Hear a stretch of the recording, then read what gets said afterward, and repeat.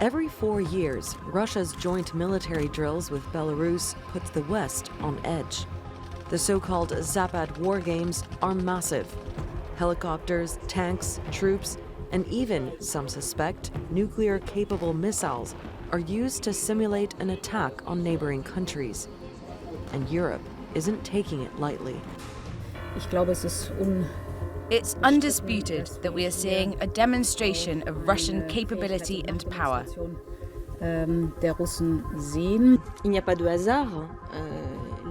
Russia has a global strategy of a visible, deliberate demonstration of force. But Russia says the exercise is routine. The Zapad 2017 exercises have an anti-terrorism focus, as well as a purely defensive character. So why is Europe worried? And should it be?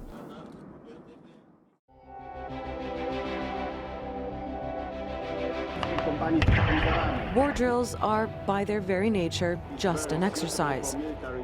This year, Russia and Belarus are declaring war on the made-up Western ally, Vyshnoria. The fictitious country even has its own flag and satirical Twitter account. But the real fear is over numbers. Russia and Belarus say around 13,000 soldiers are taking part, though NATO believes as many as 100,000 troops will make their way to Western Belarus under the Zapad flag. The U.S. Army's Europe commander has called it a possible Trojan horse. When they went into Crimea, that was against the backdrop of an exercise. When they went to Georgia, it was exercise. They routinely violate those things. So for those two reasons, you can understand why people in the East would be concerned. Countries like Poland and Ukraine are preparing for the worst. This week, the Ukrainian army beefed up its border and held military drills with U.S. and NATO forces. Ukraine's president believes Russia's Zapad drill might be a smokescreen to empower pro-Russian separatists in the east. The ceasefire there is not holding, and Kiev believes Russia doesn't want it to. Sandra Gottman, The Newsmakers. Well, to discuss this, I'm joined from Moscow by former Russian diplomat Vyacheslav Matusov. In New York, Andrei Dobryansky, he's an executive board member of the Ukrainian Congress Committee of America. And in London, a Russian arms control and nuclear weapons specialist, Igor Sutyagin. He's with the Royal United Services Institute for Defense and Security Studies. Gentlemen, thank you very much for joining us. Vyacheslav Matusov, if I can begin with you, sir. They're nervous in the Baltics, they're nervous in Poland, they're nervous in Ukraine. They feel this is a smokescreen for a possible invasion. Can you understand why? Can you understand their fears? Yes, of course. The reasons why Poroshenko now is proclaiming the danger from Russia, it is obviously. Inside political situation in Ukraine degrading greatly. And especially now where ex-president of Georgia, Mikhail Saakashvili, followed by ex-prime minister Ukraine, Tymoshenko, entered without any formal documentation to Ukraine from Poland, from Hungary, and now a guest of different Ukrainian governors in Lvov, Chernigov, and many other places. They were welcomed warmly. And inside Kiev, we have the situation where all in parliament, in Rada, they're demanding changing Poroshenko, all of them. Words of Saakashvili has no chance for Poroshenko to stay as a politician in Ukraine. So I think all proclaimed dangers from Russian side, from Russia, from military exercises. It is the justification of the degraded situation inside Ukraine. Okay. Russia doesn't endanger anyone. Okay. Russia making exercises its own territory. Okay, fair absolutely enough. According to the international law. Actually, it's happening in Belarus. Nevertheless, they've got the permission of the government of Belarus. Andrei Dobryansky, is this all because of internal Ukrainian politics? That's why President Poroshenko is fear-mongering, and the Russians do not in any way, shape or form pose a major threat. They're just doing war games. It's just a drill. Andrei? I don't think that Putin has ordered war games to happen because of what's happening on a parliamentary level in Ukraine, although that narrative was completely false that we just heard. However, these games do scare the rest of the world, especially the countries around the border of Russia, because the last time that we had major war games was before the invasion of Crimea. We have Russia involved in numerous combat zones deployed outside of their territory on their neighbors' territory, their neighbors' sovereign territory. And at this point, those countries, whether they're the Baltic countries, Poland, Ukraine, Georgia, etc., they feel that the neighboring countries have been invaded so many times at this point that there is no reason to trust Russia. And the rest of the world finally has woken up to this, and even they understand, even the United States European Command understands that when Russia says that it is only involving 13,000 soldiers, that's in contrast to all the soldiers that have been called up and deployed to Belarus at this point. So it's really a matter of constant falsification by the Russian government time after time. And what Ukraine is asking for is simply, can we stop this at this point? Right. Igor Sutyagin, is there any hard evidence that this is more than just a drill? Yeah, well, there are lots of evidences that that is the drill. And I do not think, to be honest, that there are plans to invade either Baltics or Ukraine tomorrow. That is just attempts to keep very high political pressure on, first of all, on the Western allies of Ukraine, to frighten them and to show that it's impossible to stop Russia if Russia wants to cut a piece of Ukraine, sometime hypothetically in the future. But I do not think that there are plans to invade Ukraine during these exercises. And I would slightly disagree with the information of the Moscow colleague that there were any violations of the international law. Well, unfortunately, the Russian side made a very serious mistake announcing not only numbers of troops, but also numbers of military equipment. And if you, well, Russia uses equipment in a very standard way. And so these announced numbers of the tanks and armored vehicles, they correspond to 25,000 troops, which is above the threshold after which Russia must invite foreign observers, which Russia has never done. Okay, so interesting point. Vyacheslav Matusov, would you concede, even if Russia's not doing this to invade any countries in the neighborhood, they did violate the Vienna document, which commits Russia and Western nations to report all exercises that involve more than 13,000 troops and or 300 tanks. All the available evidence seems to show that they're using many more troops and more tanks and so on. So at the very least, would you accept that Russia violated the Vienna document and that's why NATO is so irritated by this? First of all, Russian Minister of Defense officially proclaimed that about 12,000 of military persons are participating in these exercises. The second thing, that violation of any agreements, Vienna agreements, of others. We watched for some months ago exercises of American troops in Baltic states.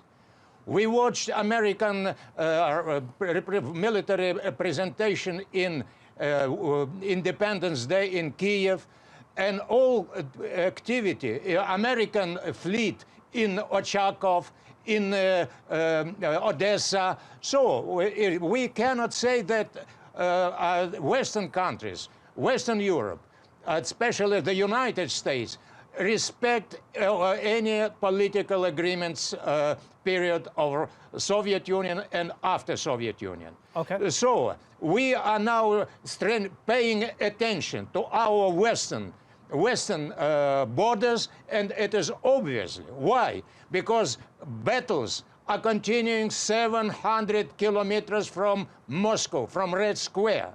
And how we can sleep without taking any defensive steps? Okay, so let me then pose that to Andrei. Certainly. Let me take that and pose it to Andrei, right? Andrei, just like the other countries are nervous and freaking out at what Russia's doing in these war games, as Vyacheslav Matusov says, when the US-dominated NATO alliance performs similar exercises in the neighborhood with 25,000 troops from 17 countries, 50 naval ships, B-1s, B-52s, and so on. Yes, they allow foreign observers, but the Russians perceive it in exactly the same way. They say, you're threatening us as well because you're doing these military maneuvers on our doorstep. So they see Zapad 27 as no different to that. Andrei? You pointed out the difference, of course, being the numbers that we're talking about here of exercises on the Russian side and how many on the NATO side. You pointed out the difference that there are international observers to all NATO exercises of that scope. You also should be, if Russia is worried about active warfare happening on their doorstep, then they should be ceasing the rocket fire that happened last night in Donetsk with multiple rocket fire against Ukrainian positions.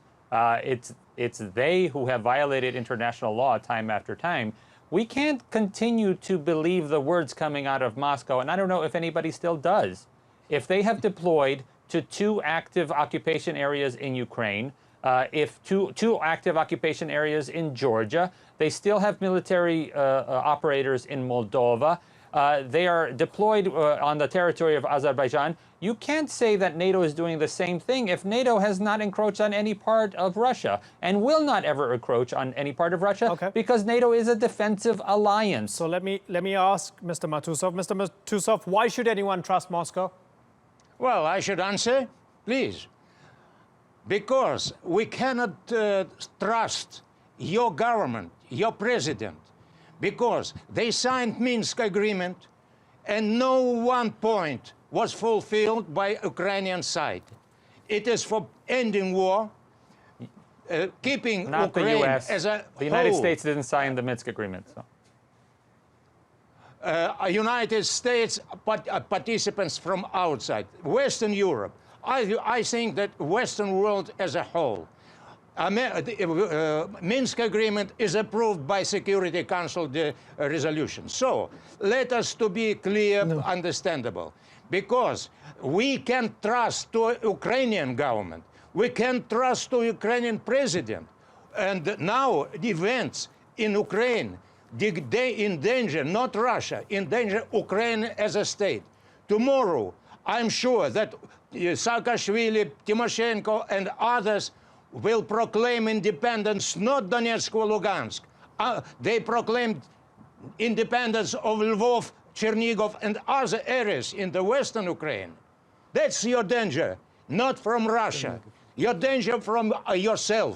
Okay. Your danger from your internal policy. Let me ask Igor yes, to jump in here. Igor, I saw you're chomping at the bit to come in there. Igor? Well, it's very difficult. It's really interesting to see how large the mess and brains in Moscow. Why anybody should trust Russia? Well, really, why should anybody trust Russia when Russian Ministry of Defense announces that there are just 10,000 troops of Russia and Belarus in Belarus, plus 2,000 in Russian territory, and the commandant of the Russian airborne troops announces that there would be 3 his divisions, which alone count for 19,000 troops participating in this exercise. After this disclosing, after this mess, when they do not know what a left hand does not know what the right hand announces, how can anybody trust Russia? When the commandant of the Baltic Fleet announces that, literally, quote, every air, land, and maritime asset of the Baltic Fleet will be participating in the exercises, and that is at the bare minimum 25,000 troops. How can anybody trust Russia? Actually, Russia is very, very economical with truth, and so it's very difficult to expect that after so many cheats, anybody will listen to and take as granted words coming from the Moscow mouthpieces. So that's why I think it's rather easy. It's the story of the shepherd boy who cried too long and so on. Now nobody listens to what's coming from Russia. Okay, Mr. Matusov, your response to that, sir? Well, you cannot trust Russia, but we should trust America. Colin Powell with this glass in the hand during session of Security Council of the United Nations. We can trust America. We cannot trust Russia. In policy, there is no some kind of words that trust. in policies as international law, decisions or resolutions of the Security Council that should be respected fully and unconditionally. And word trust doesn't use in international relations. So if anyone wants to trust, not to trust, you should follow law, international law. If in each word, in each point, and if you want to interpret international law by your own way, you will be not welcomed, not in Russia, not in any other place. Okay. So I think that the number of people exercises in Russia and Belarus, it is Russian-Belarusian territory. Okay. And in Fair our enough. But Mr. Sucherin Americans was saying came there were mixed messages. to Baltic states from Certainly, 8,000 but he was saying there were kilometers. mixed messages. He was saying on the one hand, the one ministry is saying one number, on the other hand, the other ministry is saying the other. But I want to move on from that for the moment. Andrei, the Ukrainian government wants more weapons from the United States. U.S. Defense Secretary Mattis wants to supply Ukraine with what he calls defensive weapons. Would you fully accept that there's no such thing as defensive weapons from the Russian perspective? Any weapons from the United States going to the government of Ukraine would be seen as a threat, a provocation, as offensive weapons. There are no defensive weapons from the Russian perspective. Would you accept that, Andrei? No, there are clearly things that are defined as defensive weapons. A counter-battery radar. It's a system that tracks a rocket as it comes into your territory, finds out where that rocket was fired from, and it fires the rocket to demolish that installation. That is a defensive weapon. You can't invade a country with that. The simple ask for anti-tank weapons would be possibly used by a guerrilla force if you wanted to invade, but that's not how you invade the largest country in the world, Russia. So javelins wouldn't be used to invade Russia. They are simply a method of countering the Russian tanks on Ukraine's territory. As a reminder, Ambassador Kurt Volker of the United States pointed out that on the territory of Ukraine, there are more Russian tanks than there are in all of Europe. I think asking for an anti-tank weapon, a counter battery radar, that is a type of system that would prevent the loss of life more so than attacking Russia, again, which Ukraine has never shown any willingness to do. Ukraine has never amassed forces to attack Russia. It is, however, Russia that has not only deployed its forces and killed over 10,000 lives in Ukraine, occupied Crimea, occupied parts of Georgia. Georgia is an interesting situation here because I'd like to catch on the phrase the colleague from Moscow said, Russian Belarusian territory. The win for Moscow right now after these games will be no matter if their territories are invaded, they will leave their forces in Belarus. That is something that they will already win. So a forward deployment of their forces, a virtual occupation of Belarusian territory, occupying military bases that long ago they decided they didn't need to staff as much, with the equipment and the men that are further able to then invade further on. So it's not just this war game that Ukraine and other countries are worried about, but leaving troops behind, as Russia has done in Ukraine, in Georgia, in Moldova, and other places. Yeah, that's one of the fears, that the Russians will leave their troops behind. They deny that. Igor, I want to end by asking you about a country we haven't mentioned yet, Sweden, also conducting a major drill. Now, this is a neutral country, not known for being warlike for at least, 200 years or so. They just launched their biggest war games in 20 years, 19,000 troops, and they're saying it's because of a potential Russian threat. They have Finland between them and Russia, but they're still talking about Russia. Tell me what that says to you about the region and the atmosphere right now, Igor. Well, it seems that Russia has successfully won war against her. Russia has not won peace. Russia managed to create the situation when everybody is afraid of Russia. After all, Vladimir Putin and many in Moscow wanted to be feared, to be as that is the substitute for respect. And you mentioned Sweden. It's very, very interesting to know last year, when the Swedes did not think about carrying out these exercises, they had joint gathering of the government and the parliament on the island of Gotland. And at the very same moment when they opened this formal meeting of the